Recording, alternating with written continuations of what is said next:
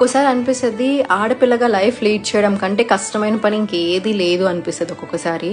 ఒక మనిషితో కొంచెం క్లోజ్‌గా ఉంటే చాలు వాళ్ళ వెనక ఎప్పుడు రూమర్స్ తిరుగుతానే ఉంటాయి. మన ఎదురుగానే కూర్చొని మనతో ఎప్పుడు మంచిగా మాట్లాడే ఒక పర్సన్ మన వెనక మన గురించి చాలా చండాలంగా, దారుణంగా మాట్లాడుతున్నాడు, బ్యాక్ బిచ్ చేస్తున్నాడు అని తెలిసిన రోజు ఎంత బాధగా ఉంటుంది తెలుసా? అంటే ఇంత మంచిగా ఉన్నాను కదా ఈ పర్సన్‌తో నేను, ఈ పర్సన్ ఎందుకు నా గురించి ఇంత దారుణంగా మాట్లాడుతున్నారు అనే ఒక స్టేజ్‌కి వచ్చేస్తాం మేము. ఒక పాయింట్‌లో ఎవరు నమ్మాలి, ఎవరు నమ్మకూడదు, ఎవరితో మాట్లాడాలి, ఎవరితో మాట్లాడకూడదు అనే ఒక కన్ఫ్యూజన్ ఉండిపోతాం మేము. లాస్ట్ కి ఎవరు నమ్మాల్సిన అవసరం లేదు, మన పనేది మనం చూసేసుకుందాము, మన పని మనం చూసుకుని కామ్గా వెళ్తా ఉన్నాం అనే స్టేజ్కి వస్తుంది. ఇప్పటికీ డౌటేనండి ఒక మనిషి అంత ఫేక్ గా ఎలా ఉండగలుగుతారు అని. అట్లీస్ట్ మీ ఇంట్లో వాళ్ళతో అయినా, కనీసం మీ హస్బెండ్ తో, మీ వైఫ్ తో అయినా మీరు ఫ్రాంక్ గా ఉంటారా? వాళ్ళతో కూడా పాలిటిక్స్, నాటకాలు, ముందు ఒక మాట వెనుకొక మాట, ఇలా ఇప్పుడు వాళ్ళని మన గ్రిప్ లో పెట్టుకోవాలి అని ఎప్పుడు వాళ్ళతో కూడా ఇలా పాలిటిక్స్ గేమ్స్ ఆడుతూ ఉంటారా?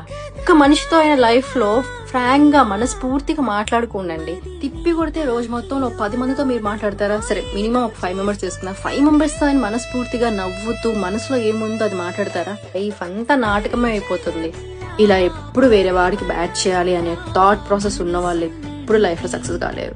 అది బాగా గుర్తుపెట్టుకోండి.